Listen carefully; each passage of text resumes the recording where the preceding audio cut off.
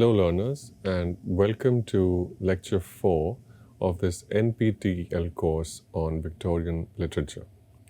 In the first three lectures, we have begun our process of introducing this literary field. We have discussed the historical and economic context of early 19th century England, and we have begun a discussion of the theoretical approach to Victorian literature, which is understood as post-colonialism, by focusing on Edward Said's work, Orientalism. We will continue that discussion in this lecture and understand how these ideas can help us better understand and interpret literary texts. As mentioned in the previous lecture, Edwards describes Orientalism as a system of information. It is a way of creating an idea of the Orient which is quite detached from the real experiences and people of the Orient. It is defined as a negative other. It is defined as a negative stereotype that reinforces a positive and self-affirming stereotype for the Occident, that is Western Europe.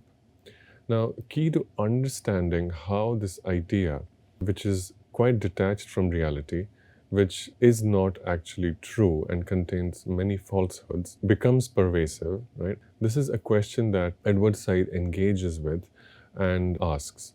And it's important for us to understand what makes this system, which is full of falsehoods, so effective, or how does it work? It's important to note that for Said, Orientalism is much more than a mere collection of lies, right? It is a vast and interconnected system of institutions, policies, narratives, and ideas, right? So it contains both real power, that is, laws that can punish individuals, laws that can decide some individuals will go to jail, for instance, those kinds of powers, as well as cultural powers, stories that can create a perception of certain individuals being in a certain way, right?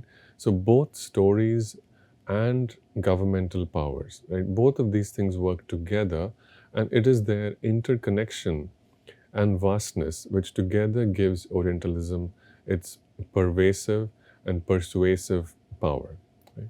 So Orientalism is actually everywhere and exists in many forms. The key thing to note is that Orientalism is not merely a punitive system. It is not merely a system that punishes or inflicts violence, but rather it is a productive and pleasurable system, right? It is productive because it leads to the production of multiple forms of narrative. It is pleasurable because these systems, these stories, end up giving real pleasure, right? What kind of pleasure? And what is this productivity? Let us think more about these two words. Orientalism gives people the ability to tell stories and the ability to produce meaning of their existence, right? And these stories are enjoyable. These stories make narratives, and they actually provide a form of narrative pleasure, right? In addition to narrative pleasure, they also provide epistemological pleasure and ultimately meaning. Pleasure in this context refers to the closure that certain narratives provide, right? The sense of understanding that certain scholarly writings provide, the sense of being connected to a region and a space that certain narratives provide. These lead to meaning as well as pleasure, and this is the real reason why Orientalism, despite containing many falsehoods, misinformation, and uncharitable and discriminatory and derogatory representations of such wide swathes of humanity, has actually survived. It has not only survived, but has actually thrived.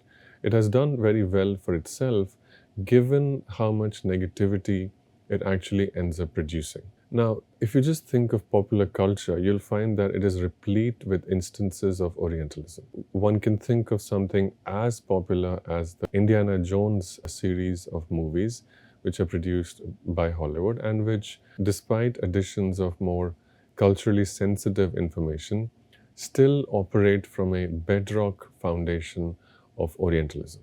The underlying foundation of the Indiana Jones movies is that there is a lot of barbarism, there is a lot of violence in the East, and it is the job of a white male adventurer and an explorer to go and to rescue these hapless individuals, to save them from themselves. Right? Essentially, this is one of the founding principles of the narratives of these Indiana Jones movies. Right? There is also a lot of Orientalism which can be found in the daily news. For instance, if one opens the pages of international news pages today, one can see that there is a lot of news of American foreign policy. There are a lot of news about American intervention in wars in the Middle East, particularly.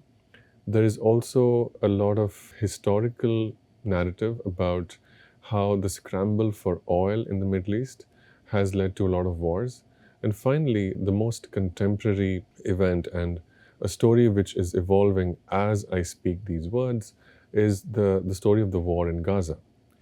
If one looks at how contemporary media reports these events, as well as the influential voices that set the terms for the debates in popular culture around these events, one can find that there is a very pervasive influence of Orientalism.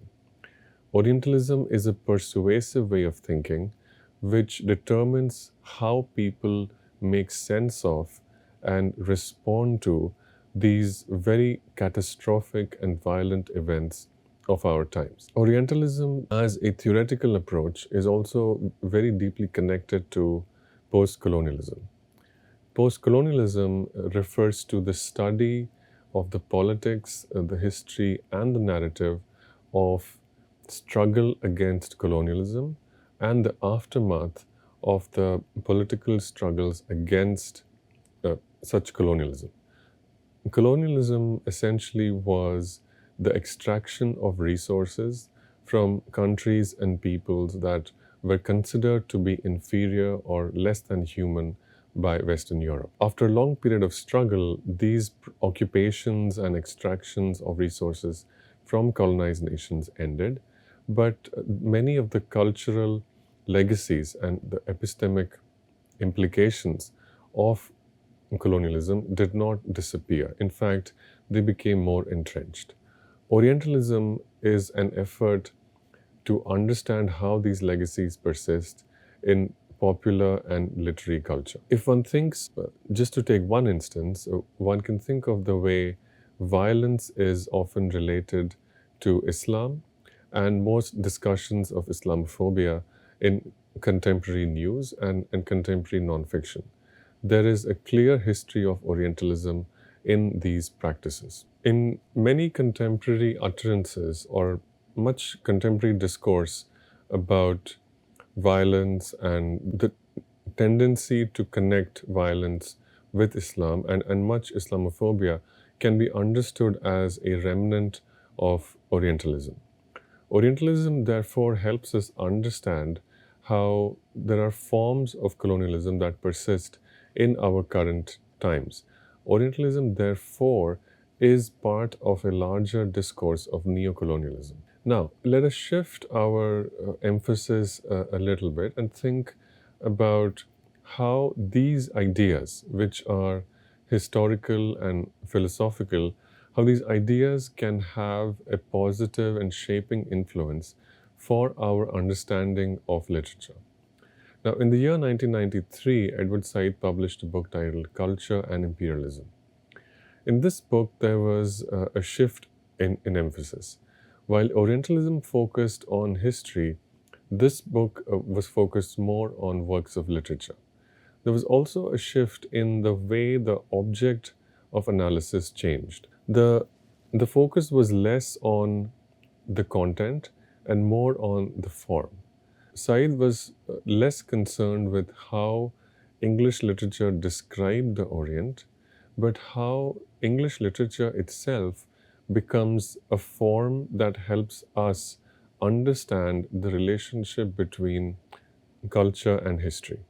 Right? We can say that in terms of critic of imperialism, the shift is from object to act. What is important is not how a certain object describes the Orient, but rather what becomes important is how the scholar, with an awareness of the history of Orientalism, reads the object which describes the Orient. Right?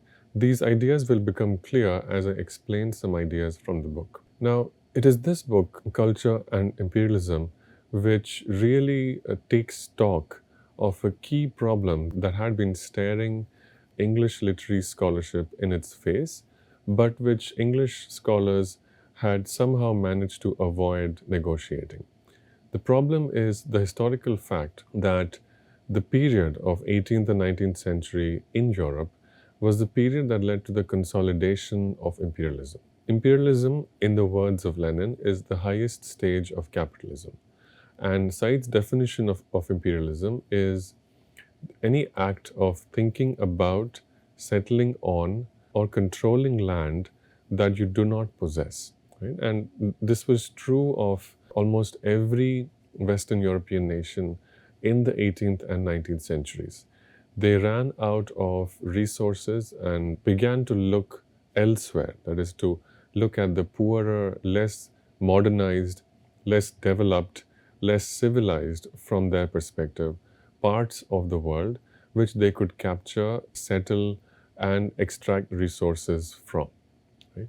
So this is what happened. And the 18th and 19th centuries were the period in which the practice of imperialism began, reached a peak, and it was only towards the end of the 19th century that the process of decline of this imperialism began. Right? So for scholars of Victorian literature, this is a critical, fundamental, and unavoidable fact. Right? And this is the fact, the inconvenient truth that Edward Said tackles and negotiates in this 1993 book, Culture and Imperialism. Some facts which can help us understand why the Victorian period was such an important stage in the rise of British imperialism. If one measures the percentage of the rest of the world which was controlled by Western European nations, we can see how that percentage gradually increases over the 19th century. In the year 1800, approximately 35% of the rest of the world was controlled by Western Europe. That figure increased to about 67% in 1878 and increased dramatically to 85% in the year 1914. To take some more figures and numbers, in the 1930s, 300 million Indians were ruled by a handful of British citizens. This included about 4,000 civil servants, about 60,000 British soldiers, and about 90,000 British civilians. Right?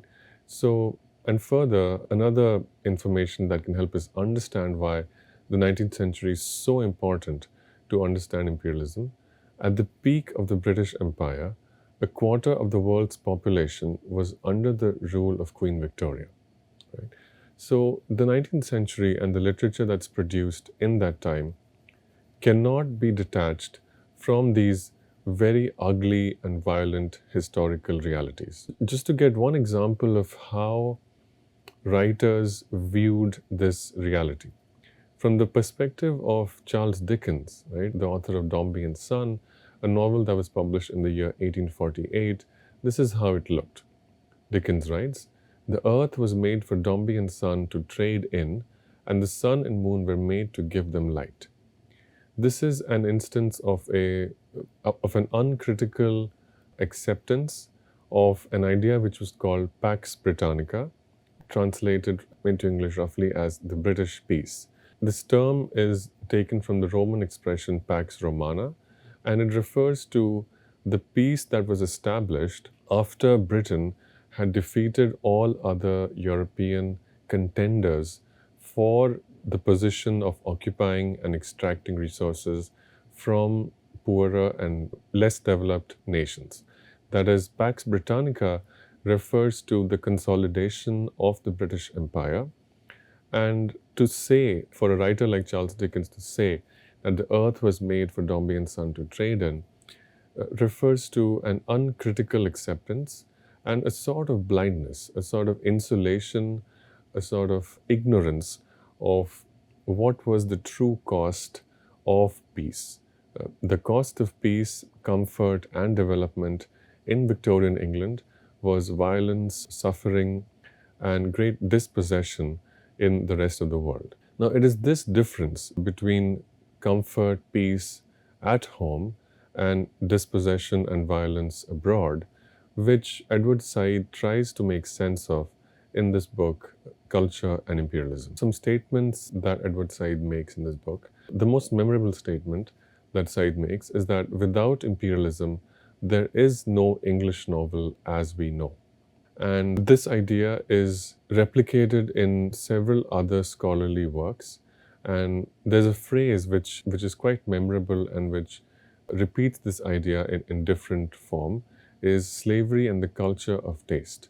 This is the title of a book published by Simon Gikandi and refers to the culture of Enlightenment, philosophy, and aesthetics in 18th century Europe, and how this was related to slavery. Now, both of these ideas, the idea that the English novel cannot be detached from imperialism, and that German or European philosophy on aesthetics cannot be removed from slavery. Both of these ideas come from the same place, which is that the violence that Western European nations inflicted on the rest of the world, this violence created the conditions for the comfort as well as the scholarship and cultural labor that was undertaken in Western Europe. So it becomes imperative, it becomes an ethical requirement for every scholar or every reader or anyone who partakes of the English novel, for instance, or other cultural products of this period of exploitation to try and make sense of the connection between these two events. That is, on one hand, the development of culture, and on the other hand, the extraction of resources and the violence that was inflicted on people outside England. Right? Another iteration of this idea can be found in a contemporary movement, which was the Rhodes Must Fall movement in 21st century South Africa. This was a movement that began in South Africa, and it eventually spread to Oxford and other places in England. It began with an attempt to reckon with and to account for the legacy of Cecil Rhodes, a trader in slaves and a white explorer who shaped many of the educational institutions of South Africa as well as England, but who was complicit in many violent histories of slavery and racism. As a result of this legacy, many students and activists pulled down the statues of Cecil Rhodes in South Africa, and this movement also spread to England, as well as many universities and institutions in the US, in which individuals, mostly white men, who had benefited from trading in slaves or otherwise led to the exploitation of people of color in other parts of the world, were celebrated in statues and monuments because those profits, the profits from slave trade, had helped fund institutions of great prestige, institutions like colleges and Oxford University, institutions like Yale University, Harvard, and many of the Ivy League American universities. So there was a widespread attempt to account for this very complicated and in some ways ugly legacy of empire. And Edward Said's book, Culture and Imperialism, is a similar attempt. It focuses on literary texts, mostly very famous and very powerful and very canonical English novels. Novels which have been celebrated as expressions of language, literature, and human documents. The great liberal humanist tradition celebrates the English novel as an expression of humanity. And the study of the novel is celebrated as an effort, as an activity that humanizes people. And so the assumption is that those who study literature in some ways become better human beings. It is this assumption that comes sharply into question and becomes very difficult to sustain when one notices the connection between slavery, exploitation, imperialism, and the conditions of comfort that were created and from which literature, culture, and novels could emerge. It's useful to think about the history of English education in this context. Many of you may know that English literature as an academic discipline was first introduced in the British colonies. Right? Of course, there were institutions in England which taught English literature, but it was not considered a respectable medium of study. Working men's institutions, women's institutions, they were taught literature, but it was not considered something that college-going undergraduate and graduate students should study. Theology and classics were okay, but not literature in English. The study of English literature as a discipline for college-going students was first introduced in the colonies. And this had a very colonial origin. In February 1835, 2nd February to be precise, Thomas Macaulay wrote a very famous document which later has become very infamous given the history of India. And this document was titled Minute on Indian Education. Now, some of you may recall the name Thomas Macaulay from my first lecture, in which I named Macaulay as among those early Victorian scholars who saw themselves as men of letters and sort of Victorian sages who held forth on the condition of England and tried to diagnose the problematic and confusing changes that they witnessed around them. Thomas Macaulay was one such man of letters, and he wrote this document justifying a particular governmental policy. Macaulay argued that the British government should impart education in English to the natives of India. This was a response to an ongoing debate and a dilemma about which language should the British government use to impart education to natives in India. Now, there was a need for educated natives because the British government was finding it difficult to govern this vast territory called India. They were unable to find an army of clerks who could know English and who could move from England to India. And so they wanted natives to learn governmentality, to learn the processes of government, and to be able to govern India, to be able to support the British Crown in sustaining the infrastructure, which could ensure that the extraction of resources from India could continue uninterrupted. So it was essentially an extractive goal. How to contain India as a colony so that resources can continue to be extracted. This was the goal. And a problem was that too many natives were not educated. In this scenario, Macaulay argued that Indians should be given education in English and not in any other language, not in any non-English European language, neither in any vernacular Asian language. Both these options were less favorable and would be less effective than English. So this was a very practical and very pragmatic argument from the perspective of Thomas Macaulay. However, in the way that Macaulay presented this case, this document has gone down in history as a notorious and infamous and very exemplary case of the violence that colonialism inflicted on Indian subjects. We will understand how that notoriety has come to be attached to Macaulay and how it can shape our understanding of Indian writing in English as well as Victorian literature. We will embark on that project in the next lecture. Thank you.